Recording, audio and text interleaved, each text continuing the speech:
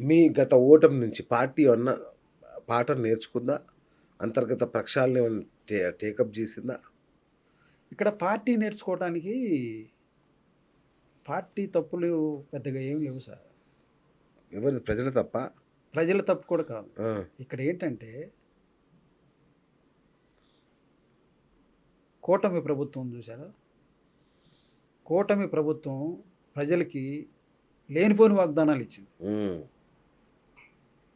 ఇంట్లో ఎంతమంది ఉంటే అంతమంది డబ్బులకి, పొలాలకు డబ్బులు, నిరుపేదలకు ఈ నిరుద్యోగులకు డబ్బులు.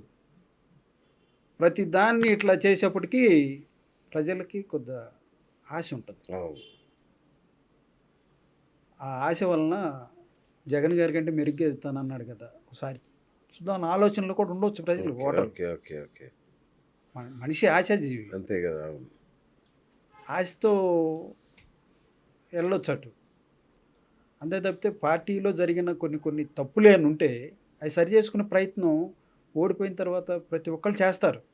అవును. ప్రతి ఒక్కళ్ళు చేస్తారు. ఒక ఇంట్లో ఒక తప్పు జరిగిందనుకోండి, ఆ ఇంట్లో ఎలా జరిగింది, ఏంటి, ఎక్కడ జరిగిందనేది చేసుకుంటారు, అవును. సరిదిద్దుకుంటారు. మళ్ళీ యుద్ధానికి రెడీ అయ్యి యుద్ధంలో గెలవటానికి ప్రయత్నం చేస్తారు. ఓకే. అది ఖచ్చితంగా అది జరుగుతుంది. జరుగుతుంది.